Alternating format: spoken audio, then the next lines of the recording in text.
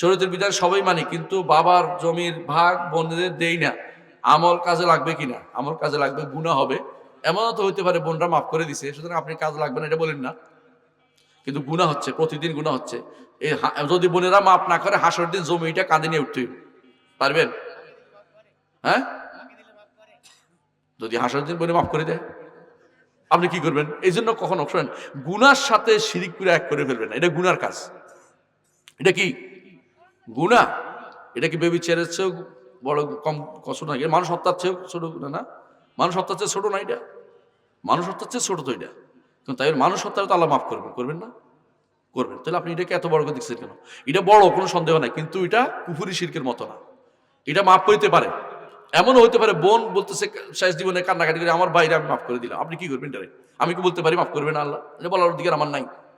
বোনেরা সবসময় ভাইদের প্রতি থাকে। আমি দেখছি বোনেরা চায় কোনোভাবে ভাই আমার দিকে তাকাক, আমি বাইরে কিছু দরকার নেই ভাই, শুধু একবার আসুক আমার কাছে, আমার একবার ফোন দেখ, আমার একটু কথা বলুক। বোনেরা ভাইদেরকে যে ভালোবাসে ভাইরা এটা বুঝতে পারে না, এটা সত্য কথা। কিন্তু জোর করে বোনেরা কি, ভাইরা কি করে, বোনেরা হক মারি দেয়, নাউজুবিল্লাহ। এটা হারাম কাজ। কিন্তু হারাম কাজ এক কথা, শিরিক করা এক কথা না। এটা শিরিক না, এটা কুফর না, এটা কি হারাম কাজ। হারামের গুনাহ হচ্ছে, যদি মাপ না করে তো হাসরের দিন বিপদে পড়ে যাবে। এই জন্য মাপ নিতে হবে, অথবা মাপ চাইতে হবে, মাপ দিতে হবে। বোনে দিলে তো বেঁচে গেলেন, নাহলে বিপদে পড়ে যাবেন। কিন্তু একসময় তো আপনি মাপ পাবেন, জান্নাতে তো বন্ধ হবে না। আপনি খেয়াল করেন, আগুনে জ্বলতে জ্বলতে পুড়তে পুড়তে শেষ হয়ে যাবেন। কিন্তু শিরিক থাকলে, আপনি বোনের হক দিয়েছেন, দুনিয়া সব দিয়ে দিয়েছেন, একটু শিরিক নিয়ে গেছেন, আপনার কোনো লাভ নেই। এটা খেয়াল করুন সবসময় আগে। হ্যাঁ, বোনের হক দেওয়া বড় গুনাহ, নাক দেওয়া বড় গুনার কাজ।